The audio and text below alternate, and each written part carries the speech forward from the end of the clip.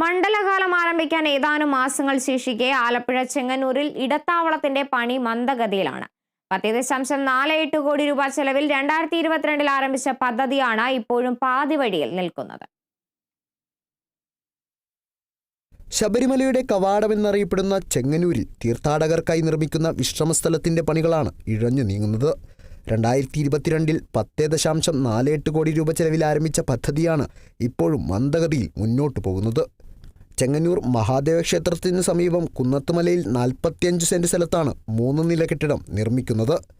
താഴത്തെ നിലയിൽ 25 കാറുകൾ ഒരേ സമയം പാർക്ക് ചെയ്യാനുള്ള സൗകര്യവും, ഒന്നാം നിലയിൽ 300 പേർക്ക് വിരിവെക്കാനുള്ള സൗകര്യവും, രണ്ടാം നിലയിൽ 350 പേർക്ക് ഒരേ സമയം ഭക്ഷണം കഴിക്കാവുന്ന അന്നദാന മണ്ഡപവുമാണ് നിർമ്മിക്കുന്നത്.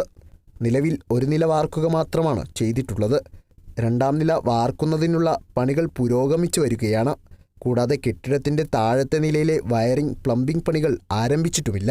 10 കോടി ചെലവാക്കിക്കൊണ്ട് നമ്മുടെ ഇവിടുത്തെ ബഹുമാനപ്പെട്ട MLA-യും മന്ത്രിയും കൂടിയ സഹിച്ചെറിയാൻ ആസൂത്രണം ചെയ്ത് അതിൻ്റെ കാര്യങ്ങൾ നടപടിക്രമങ്ങൾ വന്നുകൊണ്ടിരിക്കുകയാണ്.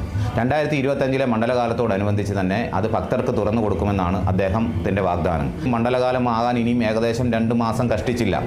ഇന്ന് വരെ അതിൻ്റെ പണികൾ യാതൊരുവിധമായിട്ടും പൂർണ്ണമായിട്ടും പൂർത്തീകരിച്ചിട്ടില്ല. രണ്ടാമത്തെ ഫ്ലോറുകൾ വാർക്കാൻ ഇനിയും കിടക്കുന്നു.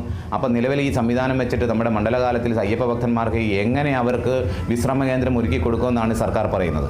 പൊതുമേഖലാ സ്ഥാപനമായ നാഷണൽ ബിൽഡിംഗ് കൺസ്ട്രക്ഷൻ കോർപ്പറേഷനാണ് പദ്ധതിയുടെ കരാർ ഏറ്റെടുത്തിരിക്കുന്നത്.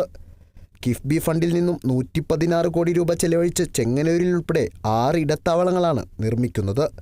Kerala vision news, Alappuzha.